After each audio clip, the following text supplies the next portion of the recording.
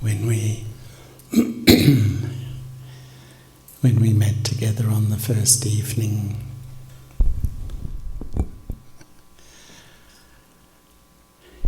we were told the history of the call of time. Judy shared how it was Daddy Janki's inspiration,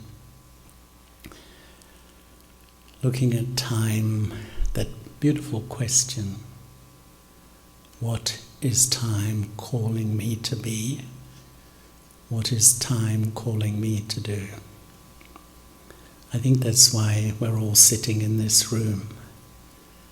It's a question I constantly ask myself, and a question that's constantly changing. But on the first day we explored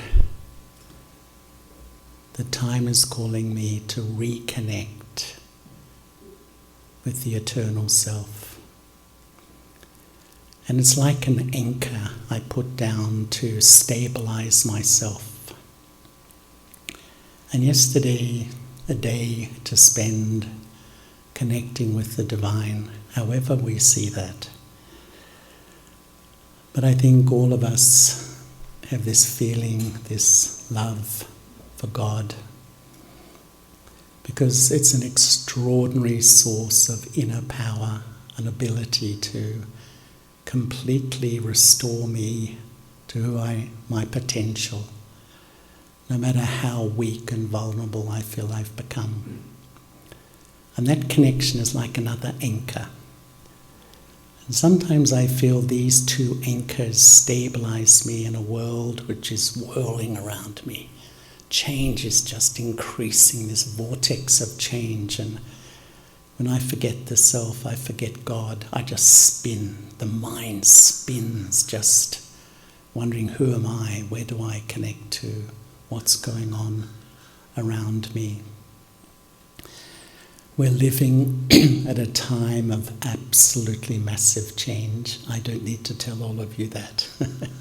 You know a lot more about it than me. Everything, our family life, our relationships, our workplace, technology, society's norms, there's just every part of our life is going through dramatic change. And sometimes I have the thought when I stand back, I love to stand back and observe me and our beautiful world. And sometimes I think, with all the madness on our planet, what an extraordinary world we live in. 8 billion human beings, 195 or so countries, 6,500 spoken languages, 4,500 practiced religions. Incredible. But this is like the world outside. This is the material world, the physical world. But there's another world, which is the world of the soul. And this is a powerful world too. And the soul's consciousness is in thoughts. And science tells us that in a waking day, I never know how they count them, but the mind creates an immense number of thoughts. We all know it. Some quote 50,000, 70,000. You know, sometimes I have the image, 8 billion human souls, these little lights pumping out thoughts into the atmosphere. It's like we live in this thought soup, and this thought soup influences all of us. We contribute to it, but we also drink from it. And when our thought soup is filled with hurt and sadness and pain and anger and sometimes love and sweetness, but a mixture, it's like that becomes the atmosphere in our world. All of us, I think, see our world degenerating fast. It's unraveling in front of our eyes. We can all see it. What's feeding it? What's feeding in this physical world, the unraveling, is the collective human consciousness, the state of the soul. the conscious mind is polluted, and just injecting this energy so that everything we see transforming. When the collective human mind is full of greed, then we have this materialistic culture that's destroying our environment, and we don't seem to be able to do anything about it. When the collective human mind is full of ego, then I just think about me and my family and don't really care, have that compassion, which I often feel is the most innate human quality, to have compassion for the other, for my fellow human being. But just to survive, we become so selfish, not consciously, but unconsciously. When the collective human mind is full of anger, look at the conflict in our world, not just on the big scale, but within every home. Sometimes there's this differences. And so it's like the collective human mind is putting energy, these thoughts into our world, our systems, our institutions, our relationships, our families. The power that's influencing our world is really our collective consciousness. And imagine if our collective mind is full of peace, is full of love, is full of goodwill, is full of benevolence. And what we really feel here is there's this massive shift beginning to happen from the collective human mind that's sort of overridden by body consciousness, which spews out the feelings of ego and anger and greed and fear. The collective human mind, so many people want a new way. And we realize, unless I change, the world won't change. So when I start to reprogram myself, become soul-conscious, and I start to create thoughts of peace, thoughts of love, thoughts of goodwill, I'm putting a new energy into the human grid. There's a new energy that starts to flow in the human grid. And this is why today we're really looking at time from a spiritual perspective, from the big view, the helicopter view. What is the spiritual view of time? And as you've noticed, these beautiful pictures here, aren't they beautiful? I feel they are. They were painted by a beautiful BK sister from Iceland. And if you notice the one on the right, at the heart there's, excuse my voice, there's a little circle divided into 4 quadrants. And those 4 quadrants really depict different states of the collective human mind, or the collective consciousness of the soul in the world. And the first quadrant on the top right of me is what our understanding is of a golden age, when we are naturally soul-conscious, we are naturally full, we are naturally pure. We are like a self-contained system. The battery's full. I don't need anything. And in that state, the soul is resonating on the high frequency, the high vibrations. The mind is propelling thoughts of love and peace and happiness into the atmosphere. It influences me, my relationships, nature, animals, the entire environment. The whole state of our planet is really based on the resonating of the collective consciousness of all of us as souls. And in this golden period, there's a natural wisdom. We have an innate knowing that everything in this beautiful, magnificent material world changes. It's the nature of life. They say the only permanent thing is change. Everything changes. People change, relationships change, nature changes. Everything is in a flux of this eternal system, which we see as birth, growing, old age, death, but death always gives way to birth. Whether it's really, the nature cycle, the human cycle, and even what we're talking about here is like the world cycle. And so we have this natural understanding that what is permanent is I, the soul, and everyone else's souls. But the material world is always in this change of newness to old, beginning to end, birth and death. It's the natural cycle of time. And so what we begin to understand is I am a soul, this absolutely infinitesimal, subtle, non-physical entity. It's incredible that I sit around the pituitary gland and I work through these organs. And the soul is like a little battery. And when it's at full power, it just emanates. It's naturally benevolent. And this is the state of the Golden Age. The power of the human soul is purity. And purity is a state of being when all aspects of my life are based on truth. When my life is on a foundation of truth, the fragrance emanating from that truth is purity. And what does that really mean? That I live in the truth at every moment of who I am. And I see the truth of who you are.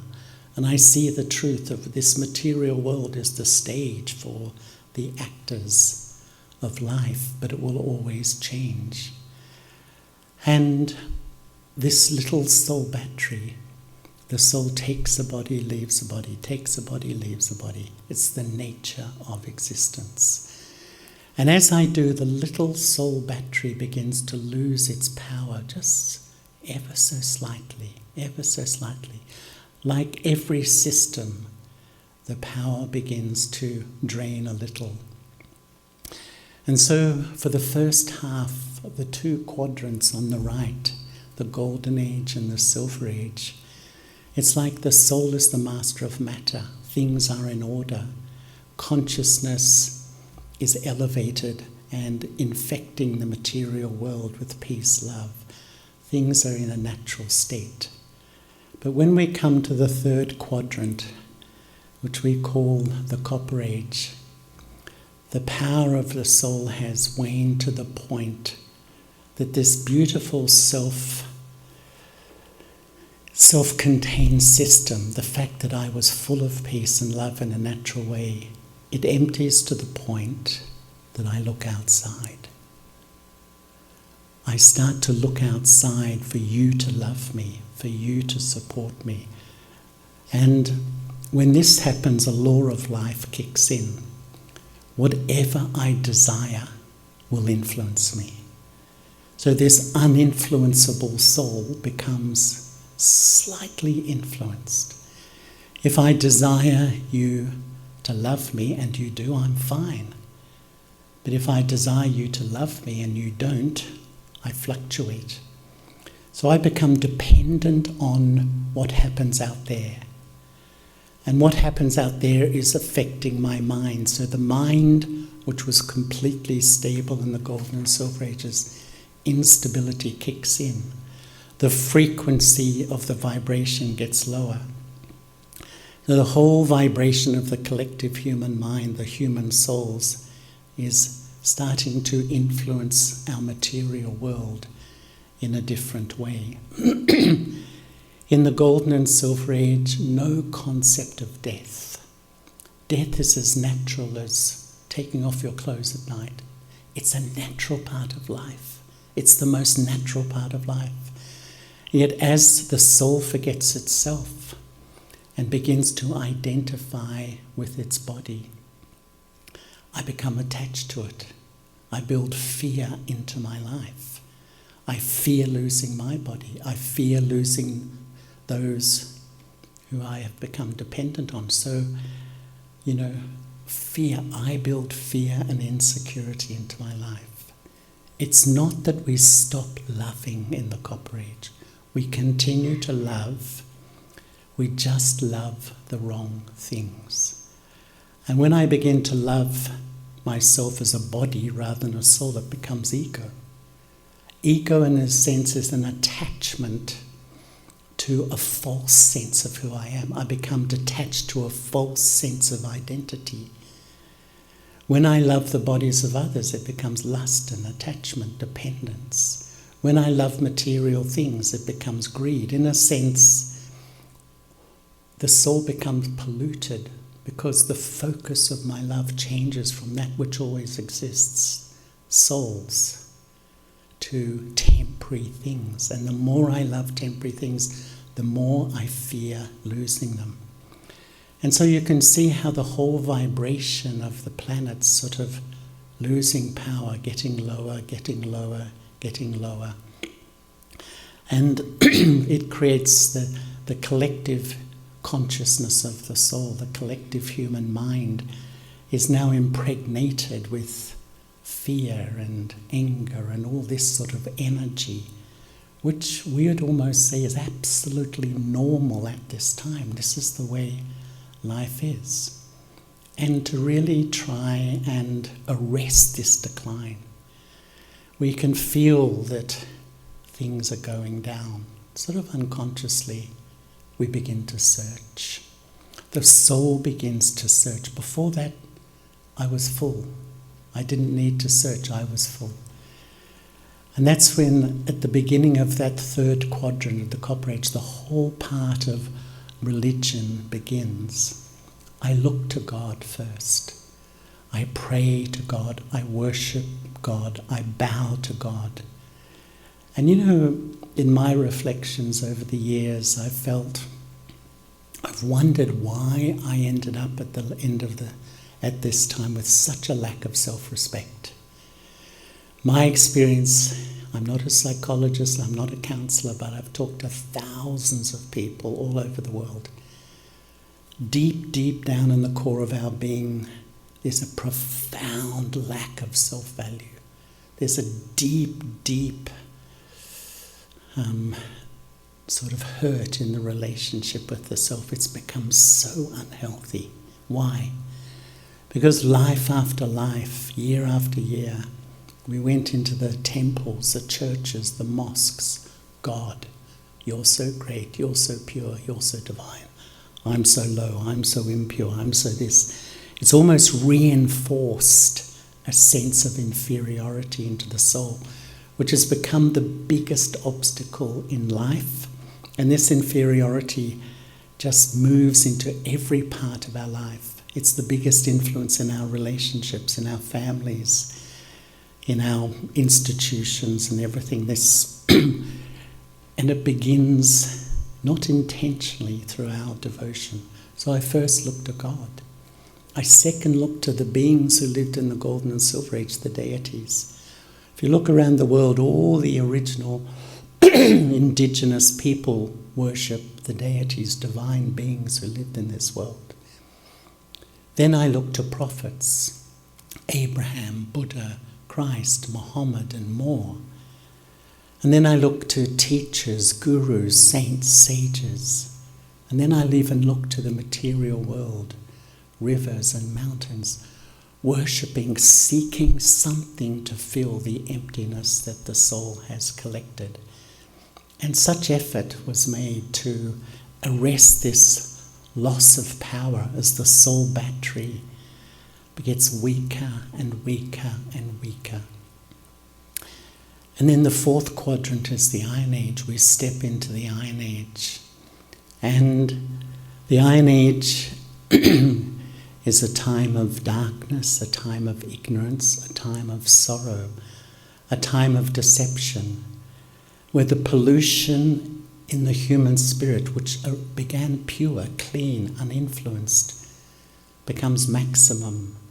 My inner world is dominated by my ego and my dependence and all these emotions that make me go on that roller coaster of life. Sometimes I'm really high, life is good, and sometimes I crash and I feel so low, so empty, so lost, so disconnected. I think all of us have had moments of that in our life's journey, and it's not easy. It's not easy, and we sometimes think, is it just me?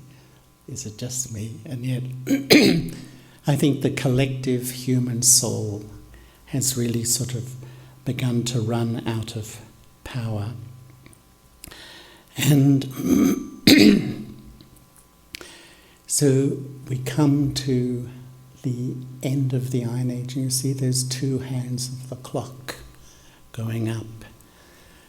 And this is the time, the confluence age, the age of benevolence in one sense, this extraordinary period, because time keeps moving, the clock of time never stops, it keeps ticking, it just will always continue. And this is sort of the confluence of an old system based on extreme body consciousness and ego and all the things we've been talked about, which has infected each part of our life. Hence why relationships are so challenging. We just can't fix the environmental problems, all these things. There's a long shopping list, it's not worth going into. But there's all over the planet, there's people like us who want a different way, who feel it can shift. And I grew up, I was one of those people who was always on the streets demonstrating against everything. And you know, once I had an experience in the capital of Australia, when Australia had joined America in the Vietnam War, and I was protesting against the Vietnam War. I was 17, and I was arrested and put in the federal prison just for a night. But I was sitting with all these peace activists, and you know, it was the 1970s, and we all sang, you know, John Lennon's song, you know, all we are saying is give peace a chance, you know, all that era. But then the singing finished and we began to talk. And I was 17, just sitting in the corner of this cell listening to all of us who were out there to create peace in the world. And I realised we were such an angry, negative, peaceless group of people. And it dawned on me, this is not going to work. It's not going to work. We're fighting that energy with the same energy. And that's when the spiritual path really kicked in deeply. I have to change myself. That's not a small thing. It's much easier to point the finger at the governments and the leaders and everyone else, and that's our world now. Just the finger of blame in every single direction. I met a politician in Australia who told me that 90% of politics is finding someone to blame. And he was a politician himself. But this energy is affected, and so we start to realise that this is the time that really we need to change.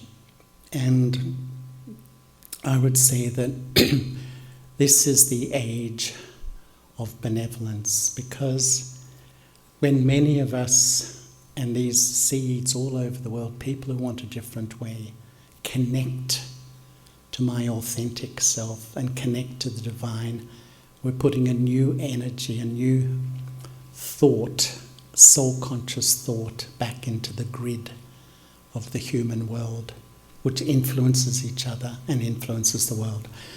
And you might say we have a long way to go, and it's true, we do have a long way to go. But at the end of winter it feels so cold, freezing, miserable, but every year the green shoots come out, don't they, of spring. Every year. They might be that big, but they grow. And it's the same here too, little groups of us. Actually, I remember being here at one of the call of times, and Peter Senge said he felt in every corner of the world these little organic groups of people coming together, meditating, reflecting on themselves, realizing this is going to change. And he felt these little pods of people are starting to emit a new energy into this global grid of human consciousness. And so, how do we change? What's the easy method? And I think we first change by understanding what is true love. True love is to love that which always exists. Because when I love myself as a soul, love others as souls, love God as a soul, it's like the foundation of my love is based on that which is eternal, and it starts to put out that vibration. And in a sense, what we're doing here is we're going through this incredible education of what is true love, what is accurate love.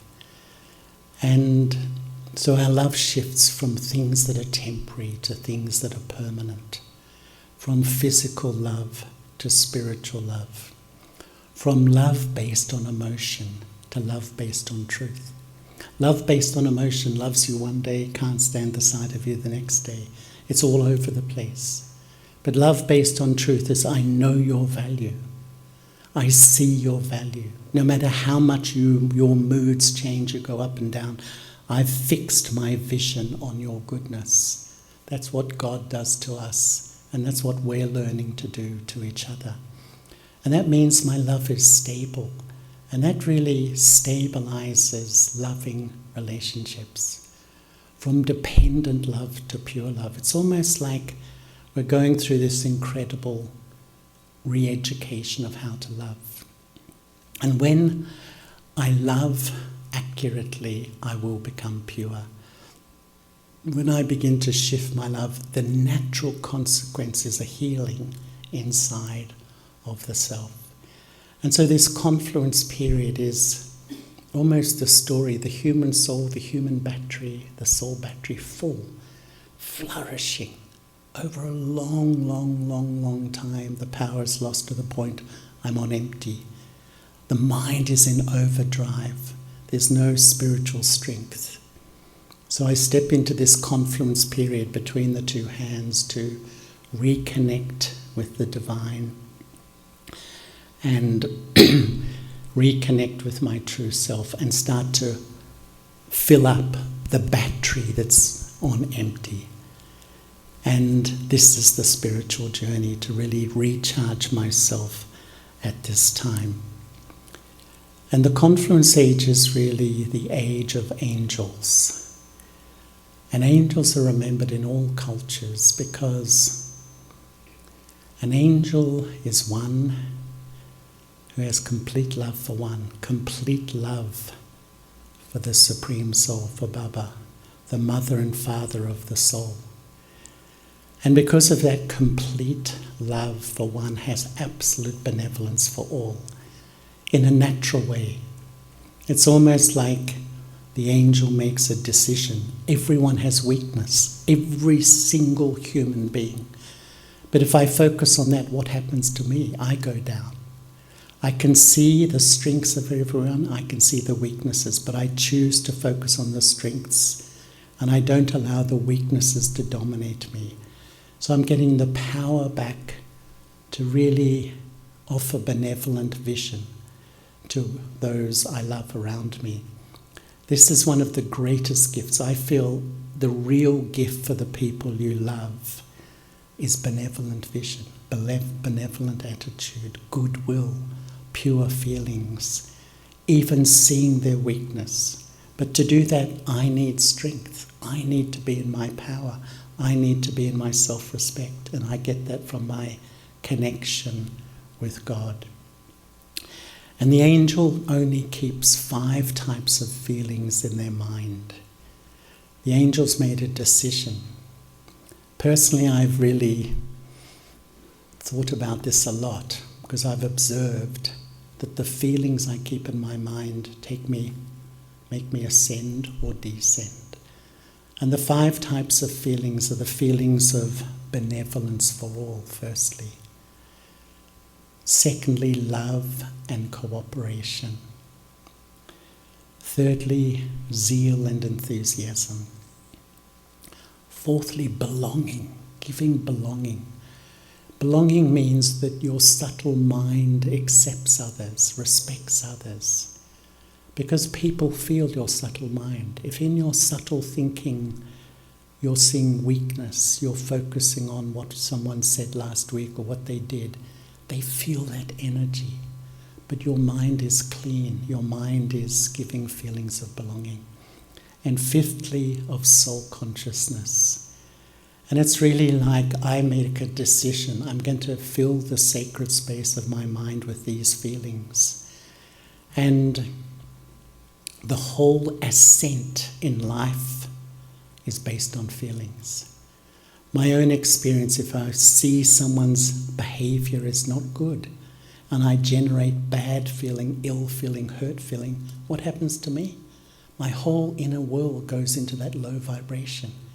And I contribute to the human grid of low vibration, everyone blaming and disapproving. I'm no different from anybody else, just contributing to the negative energy in our planet. But if I begin to realize that I see the behavior, but I maintain goodwill. I'm not naive, I'm not innocent, I can see what's happening, but I make a choice to see what is valuable. And in a sense, if someone asks me how have I changed, the main thing that's influenced me is when I sit to meditate, my experience is God sees me here, I say Baba sees me up here, and I was seeing myself down here. And I know that that's the real reality. And to step into God's vision, to accept who I am, and really step into God's vision is the way of healing and the way of transformation. So this is the time really that if I change and all I need to do is really remember who I am, live in soul consciousness, and remember Baba, the Supreme Soul. That's the foundation to rebuild my inner world.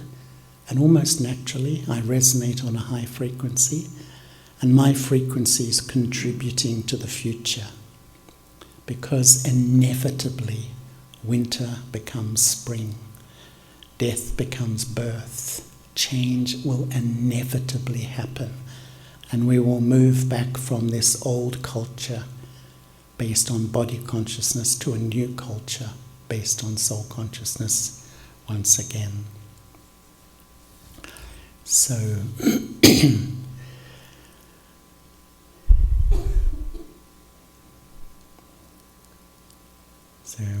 we're going to, I know that these things always emerge lots of questions, which is wonderful. And we're in silence at the moment. We're going to come out of silence in a few hours, and tomorrow morning at times there'll be plenty of time for open discussion about some of these ideas. But as we have done in the last few days, let's reflect, and I'm just going to ask a few questions in the last few minutes. And if you just want to, just as we did last 2 days, just write spontaneously, just in a sense clarify what's happening inside of you. The questions are just for you, to prompt you to see yourself and clarify what's happening in me. So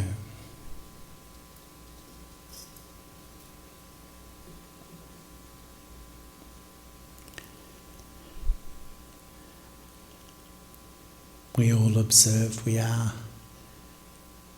living in dark times. How do I find light in this darkness?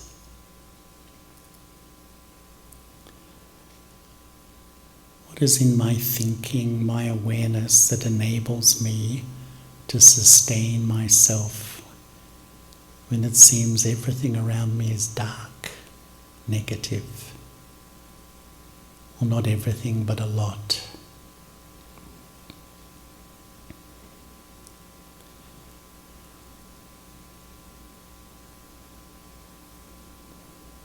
Just right, just let it flow.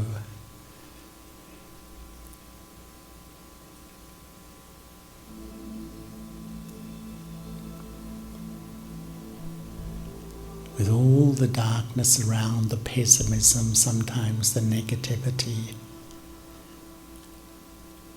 what's in the core of my heart that keeps me light? What is in your thinking awareness that sustains yourself? It keeps you going. It keeps hope. What is the most essential thing that gives you hope? And it seems the forces of darkness get stronger and stronger.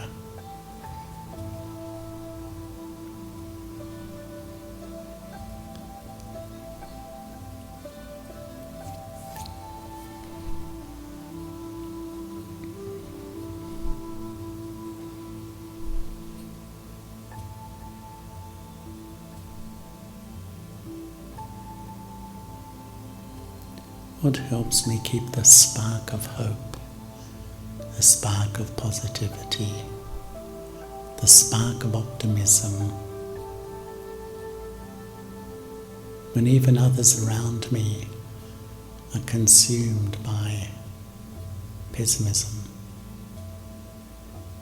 and the seeming darkness of our world?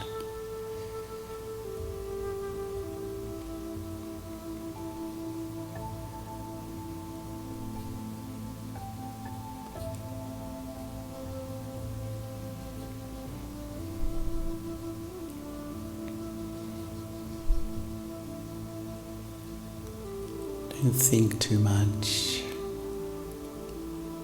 Just allow the writing to flow. Just let it emerge from your deep and true self.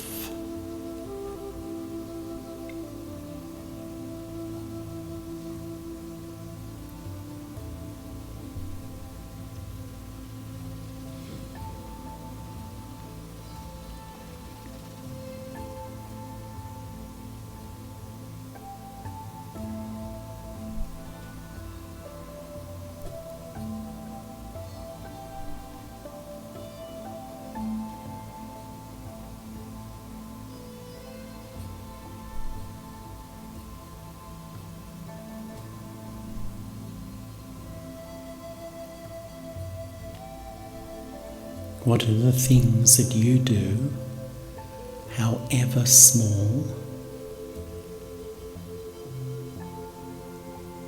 to bring benevolence to the people you interact with?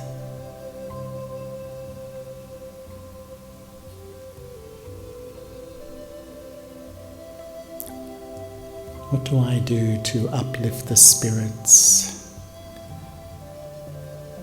Offer kindness, make a difference to my family, my colleagues, anyone.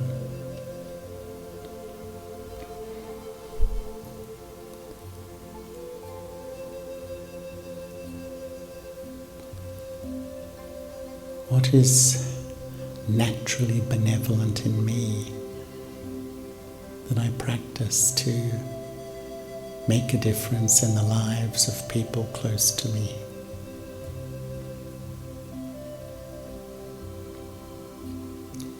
Is it my attitude? Is it words? Is it cooperation? Is it support?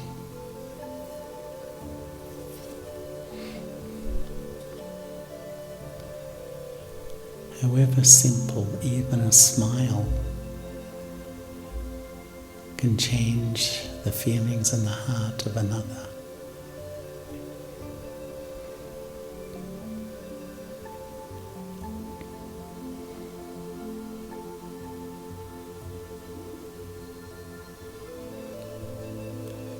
What do I do to make a difference? To bring light into the darkness? What do I consciously practice?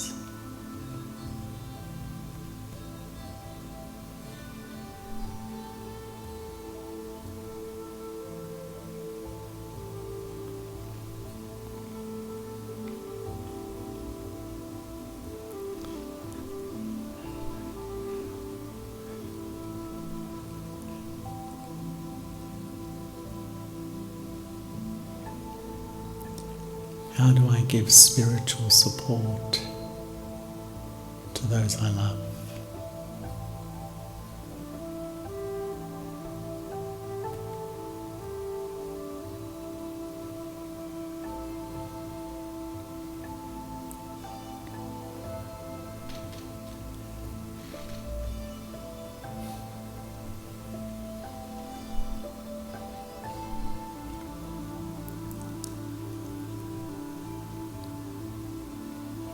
Often people mention it's the smallest things. Compassion, kindness, that changes lives, changes moods. What do I do to contribute?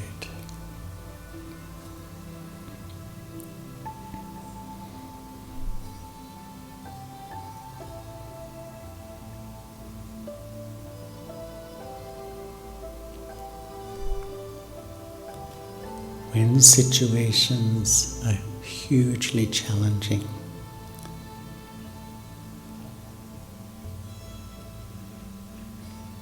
when it feels like an insurmountable wall of problems,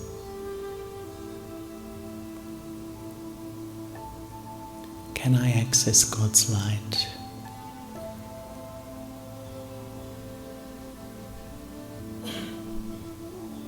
Do I feel God's presence? Or is my mind consumed by the problem?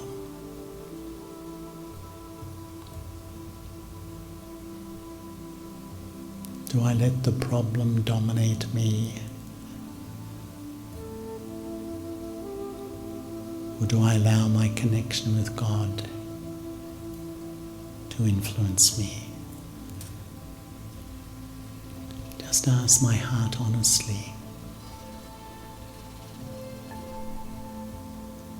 Do I allow this situation externally to control my thinking, feeling, experience?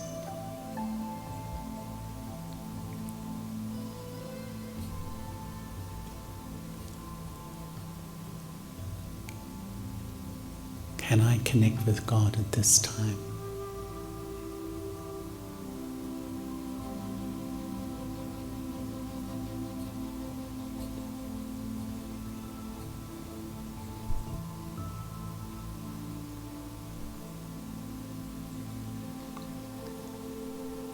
And when I connect with God, do I feel myself as an instrument of that light to change an atmosphere, reduce the power of a problem?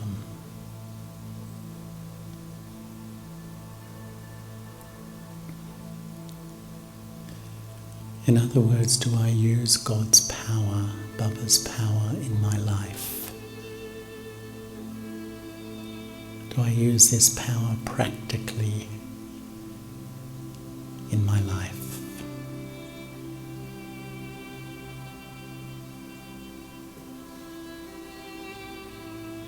Is my relationship with God present in my life?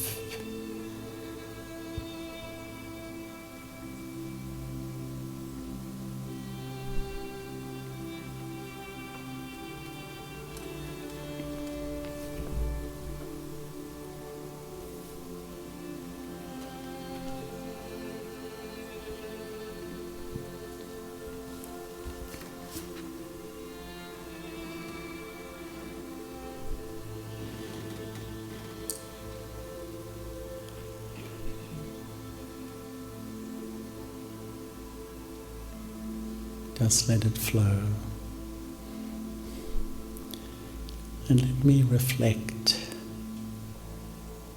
When I do feel connected to God, when I am aware of God's presence, what impact has it had on others and the atmosphere? Maybe think of some times that I've held my relationship with the divine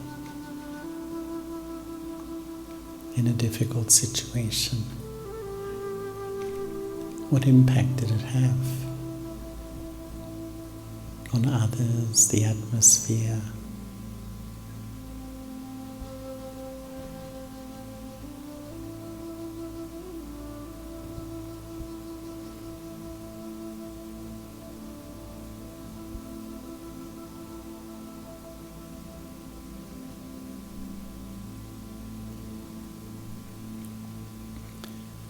When I really feel an instrument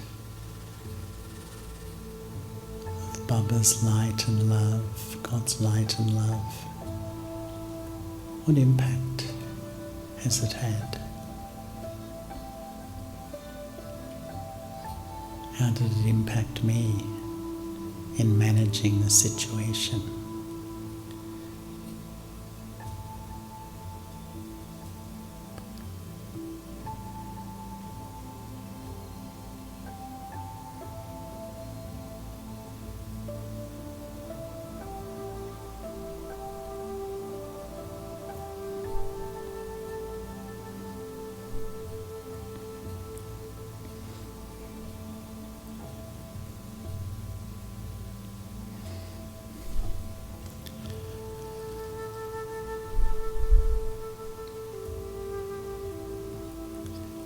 When I feel an instrument to bring benefit,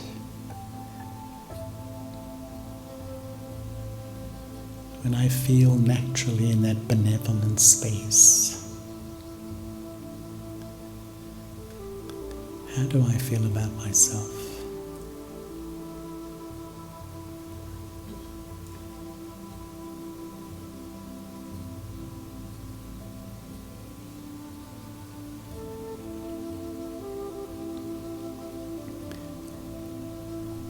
When even things are going bad, but I remain kind and benevolent and generous, how do you feel about yourself at that time?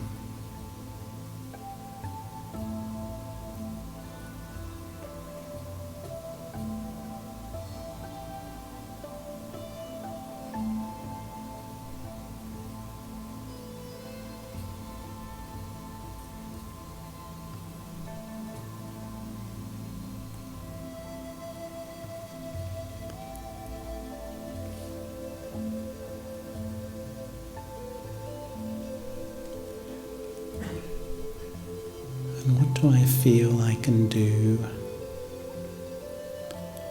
to remain in this space of benevolence, of uplifting spirits, of spreading peace and goodwill, no matter what is happening outside? What practice, what awareness, what attitude keeps me in this benevolent space, this positive space, even if outside the atmosphere is different?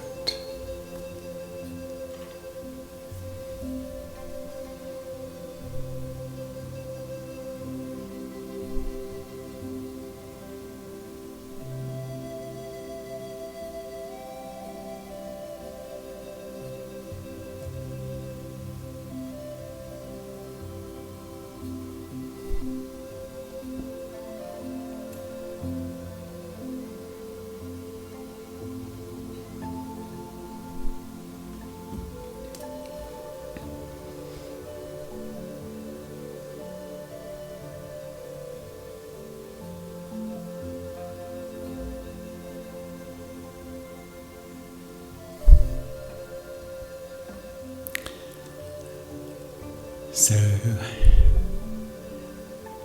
what awareness and attitude would I like to practice today? From all my reflections, and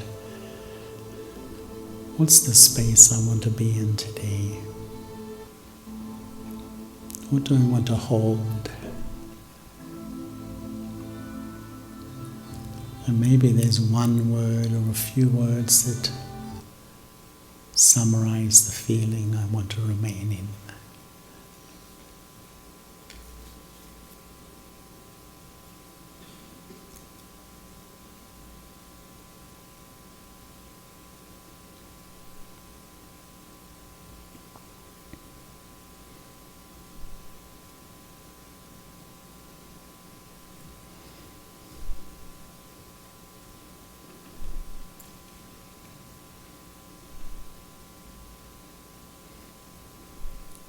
Sometimes spiritual progress is just doing one thing well, just holding attention to one simple thing throughout a day.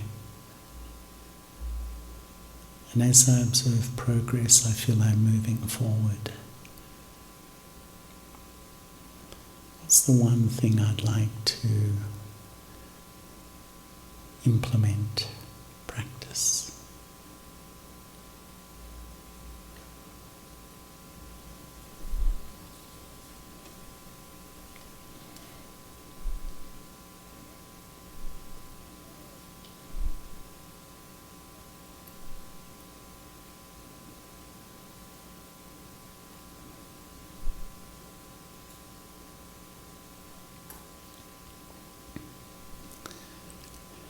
Let's finish with just a few minutes of silence.